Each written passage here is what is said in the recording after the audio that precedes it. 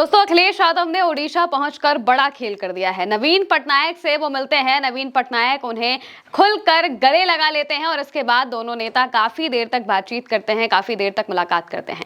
दोस्तों, ओडिशा में मौजूदा वक्त में भाजपा की सरकार है और अखिलेश यादव जैसे ही ओडिशा पहुंचते हैं, भुवनेश्वर वो पहुंचते हैं, तो वहां पर वो सबसे पहले भाजपा के खिलाफ ही हमला बोलते हैं और सीधे कहते हैं कि भाजपा अब बेनकाब होगी। सबसे पहले आप उनका बयान सुनिए, इसके बाद हम इस मुलाकात के पीछे की वजह और इसके मायने भी बताएंगे। बात जब आया था भगवान जगन्नाथ जी के दर्शन करके और उसके बाद यहाँ बाई इलेक्शन में भी मैं पहुँचा था, तो अगर हम ये माने साल के 365 दिन, तो मैं तीसरी बार मुझे आने का मौका मिला है।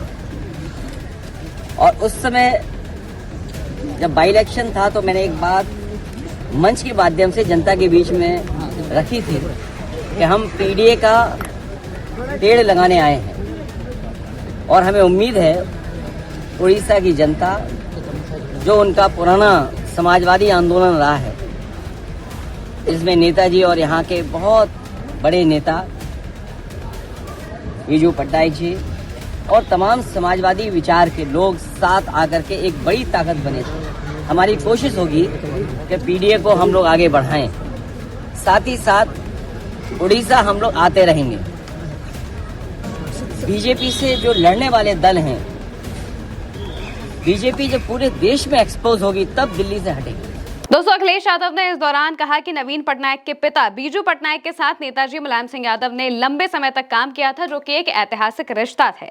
उन्होंने कहा कि आज वो और नवीन पटनायक दोनों ही कहीं ना कहीं भारतीय जनता पार्टी से लड़ रहे हैं। नवीन पटनायक एक वरिष्ठ नेता है और ओडिशा के विकास में उनका और उनके पिता का बड़ा योगदान है। और इसके बाद समाजवादी पार्टी के अध्यक्ष ने पार्टी की कोशिशों के बारे में भी बात की और साफ तौर से ये कहा कि अब ओडिशा में आना उनका लगा रहेगा, यानी कि ओडिशा वो बार बार आया करेंगे। और सबसे बड़ी बात ये कि अपना जो पीडीए का दाव है वो अब ओडिशा में भी चलने वाले हैं। पीडीए लेकर वो वहां पर पहुंचे हैं। पीडीए की जो एक मीटिंग है वो वहां पर होनी थी और इसी दौरान सबसे पहले वो नवीन पटनायक से मिलते हैं। कहा यह जा रहा है कि अखिलेश यादव संदेश लेकर गए हैं इंडिया गठबंधन का। दरअसल जो नवीन पटनायक है और बीजू जनता दल है, वो ओडिशा का क्षेत्रीय दल है, क्षेत्रीय राजनीतिक पार्टी है।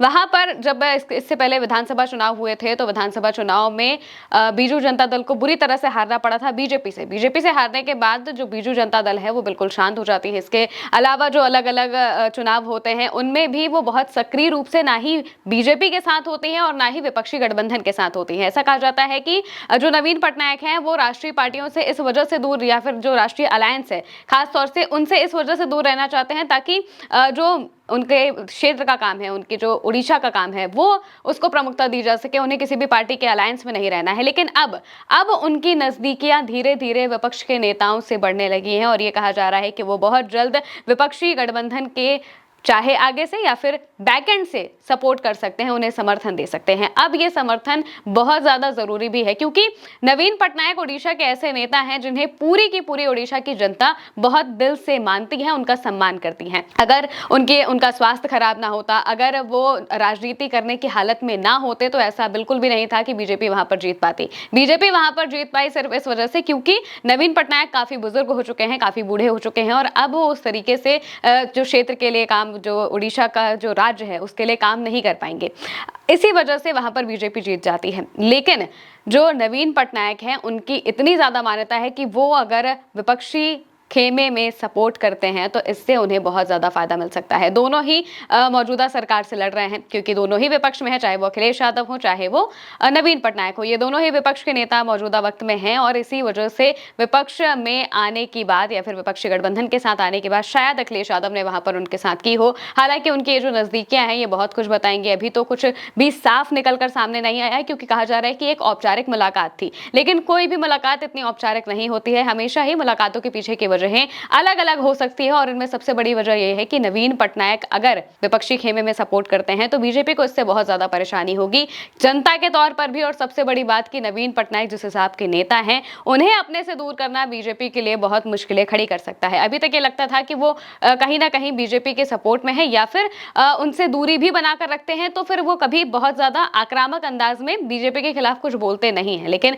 मौजूदा वक्त में भी अगर हम देखें तो नवीन पटनायक की राजनीति कभी भी इस तरीके तरीके से नहीं रही है कि वो विपक्षियों पर सवाल उठाए और वो बाकी सारी चीजें करे। उनका काम सिर्फ ये है कि वो जनता के लिए काम करना चाहते हैं, वो राज्य के लिए काम करना चाहते हैं और इसी वजह से उनकी जो राजनीति है वो राज्य के सुधारों के लिए ही होती है। और हमेशा जब वो आवाज उठाते हैं तो वो अपने राज्य के काम के लिए या फिर उसकी वृद्धि के लिए ही सवाल उठाते हैं और काम करते हैं। इसके अलावा बहुत ज्यादा राजनीतिक बयानबाजी ना ही उनकी पार्टी की तरफ से होती है और ना ही नवीन पटनायक कभी खुद करते हैं और इसी वजह से उनका सबसे ज्यादा सम्मान भी होता है उड़ीसा जैसे इलाके में। अब अखिलेश यादव ने एक और बात का जिक्र किया है कि उनका अब उड़ीसा आना जाना लगा रहेगा, यानी कि आने वाले वक्त में भी उड़ीसा में वो आते रहेंगे और जाहिर सी बात है कि जब वो आएंगे तो उनकी मुलाकात नवीन पटनायक से दिन ब दिन बढ़ती रहेगी और अंदर ही अंदर हो सकता है कि कुछ पक रहा हो, जिसके बारे में अभी कुछ कह पाना मुश्किल होगा क्योंकि अभी तो ये पहली ही मुलाकात थी। आने वाले वक्त में और मुलाकातों का सिलसिला हमें देखने को मिलेगा जो कि देश की राजनीति में भी बहुत जरूरी हो सकता है और साथ ही साथ जो आने वाला उत्तर प्रदेश का चुनाव है उसमें भी जरूरी हो सकता है। देखना होगा कि अखिलेश यादव के इन मुलाकातों के और क्या क्या मायने निकलकर सामने आते हैं। फिलहाल के लिए मेरे साथ इस खबर में इतना ही। नमस्कार।